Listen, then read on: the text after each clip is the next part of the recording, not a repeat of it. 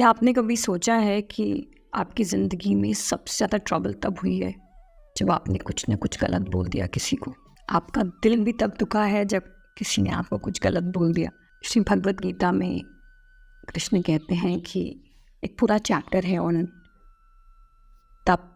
उसमें एक श्लोक है जो वाणी का तप कहलाता है। वो समझाते हैं कि आपकी जो बोलना इतना मीठा होना चाहिए, कोई भी ऑफेंस ही ना ले, मतलब किसी को बुराई ना लगे, और फिर आप जो बोलो किसी के लिए बेनिफिशियल होना चाहिए, उससे किसी का फ़ायदा ही होना चाहिए। इसको वाणी का तप कहा जाता है। This really got me thinking. मेरे को लगा कि ऐसे कैसे हो सकता है कि आप इतना मीठा बोलो कि सामने वाला कभी भी ऑफेंड नहीं हो। How is it possible? मतलब मुझे क्या पता उस इंसान के मन में क्या चल रहा है। और कई बार ऐसे नहीं होता है कि आपने तो कुछ बोला ही नहीं और इंसान बुरा मान जाता है। आप किसी के मन में घुस के कैसे देख सकते हो? And I have been thinking कि वाणी का तप कैसे आए। कि सिंपली ऐसे आता है कि आप चुप रहना सीखो। पैस्कल ने कहा था कि आधी प्रॉब्लम दुनिया की इसलिए होती है क्योंकि कमरे में किसी को चुप रहना नहीं आता। और सच में ऐसे होता है। आप चुप रहना ट्राई तो करिए। आपको इतना मन करेगा बोलने का, तब मुश्किल होता है लोगों को चुप रहना। जब तक आप इस चुप के फ़ायदों को एक्सपीरियंस नहीं करोगे तब तक आप चुप नहीं रहोगे, राइट? तो मैं आपको बताती हूँ मैंने क्या किया।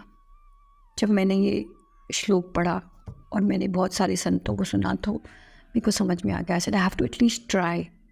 शुरुआत नहीं करेंगे तो एक्सपीरियंस कैसे करेंगे?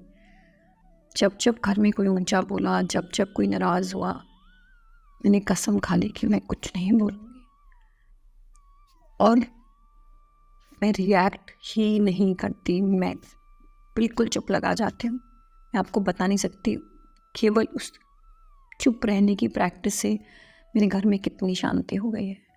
पहले मेरे हस्बैंड गुस्सा करते थे, मैं भी गुस्सा करती थी, वो ऊंचा बोलते थे, मैं रोती थी। अब मैं रिएक्शन लेस हूँ। किसी को भी गुस्सा आता है, जब भी दो ऊंची आवाज़ मेरे घर में होती है, मैं वहाँ से चली जाती हूँ।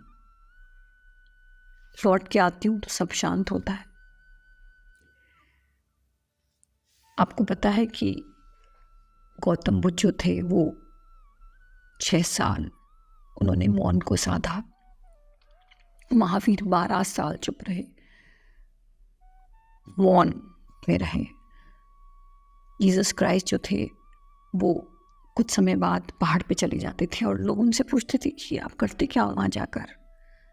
वो कहते थे कि जब मेरे हृदय का दर्पण, the mirror of my heart, जब वो धूमिल हो जाता है, जब मुझे क्लैरिटी नहीं होती है, जब इस संसार में रहकर आई लूज़ अवेयरनेस, आई लूज़ क्लैरिटी, तो मैं पहाड़ पे चले जाता हूँ। मैं मौन में रहता हूँ and I get my state of awareness, get my state of mindfulness, और मेरे को एक गज़ब की ताजगी का एहसास होता है। मैं मौन बहुत प्रैक्टिस नहीं करती हूँ except for the first 2-3 hours in the morning. They are my me time. मैं किसी से बात नहीं करती उस वक़्त। पर मुझे अच्छे से समझ में आ गया। मैं चाहती हूँ कि आप भी समझें कि आप कम से कम चुप रहना तो प्रैक्टिस करें। हम बहुत बोलते हैं। कभी आप सोचना, दिन के अंदर रिफ्लेक्ट करना कि आधी बातें अगर आप बोलते नहीं तो कोई प्रॉब्लम नहीं होती। अगर आप बोलते नहीं तो उसको उसके बोलने की कोई ज़रूरत भी नहीं थी। एक बहुत ही फेमस लाइन है, I am forgetting the name of the person who said, I think JP Sartre हैं। उन्होंने बोला था कि इज अ फिलोसोफर, उन्होंने कहा था कि द अदर इज़ हेल। मतलब जब तक आप अकेले रहते हो तब तक आप गज़ब की शांति में रहते हो, एक स्टेट ऑफ ब्लिस में रहते हो। जैसे ही दूसरा आता है आपके सर्कमफ्रेंस में, वो उपद्रव, मतलब वो एक कॉन्फ्लिक्ट, वो एक टेंशन क्रिएट कर देता है। ये थोड़े स्ट्रॉन्ग वर्ड्स हैं।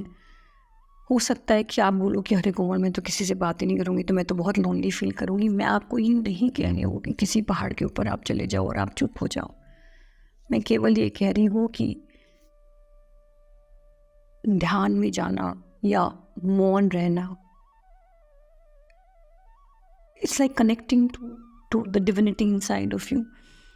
जैसे आप अपनी बॉडी को एक्सरसाइज करते हैं और उसको स्ट्रॉन्ग बनाते हैं, वैसे ही अपने मन को, अपने अस्तित्व को, अपनी बीइंग को अगर आपको स्ट्रॉन्ग बनाना है तो आपको मौन को प्रैक्टिस करना पड़ेगा। और अगर आप मौन नहीं कर सकते भैया, आप 2-3-4 घंटे चुप नहीं रह सकते, at least be very very mindful when you open your mouth.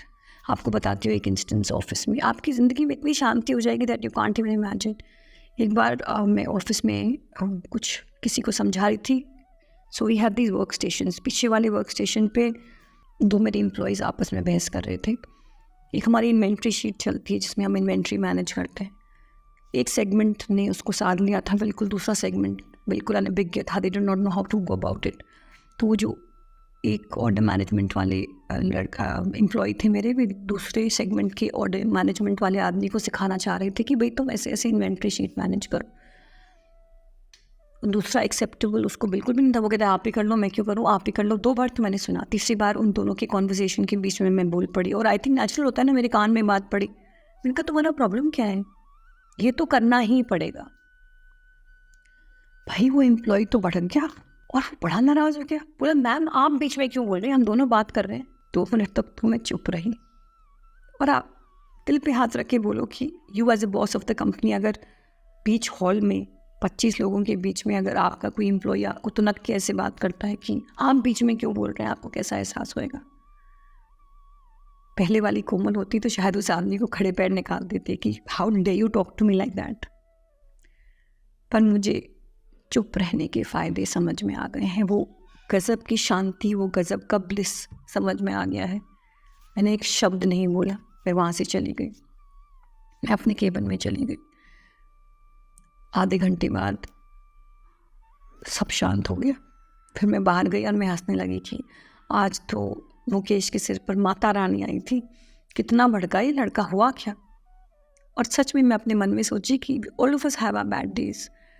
कई बार घर पे जब कुछ अच्छा नहीं होता है, आप सुबह आके ऑफिस में बेमतलबी भड़क जाते हो। वो इतना एम्बैरस हुआ कि बाद में आके उसने मुझे सॉरी भी बोला, मुस्कुराया भी, और मेरे ऑफिस में बिल्कुल शांति थी। Simply because I understood one simple fact in life कि आप जितना चुप रहोगे उतनी शांति होगी आपके आसपास, जितना आप बोलोगे उतनी प्रॉब्लम होगी, जितना आप लोगों के साथ कम एंगेज करेंगे, जितनी फालतू की बातें नहीं बोलेंगे, शांति आपके आसपास ही नहीं सब जगह शांति होगी। और वो बड़ी खूबसूरत सी कहानी है गौतम बुद्ध की। आपको पता है कि जब उन्होंने एनलाइटनमेंट को प्राप्त किया,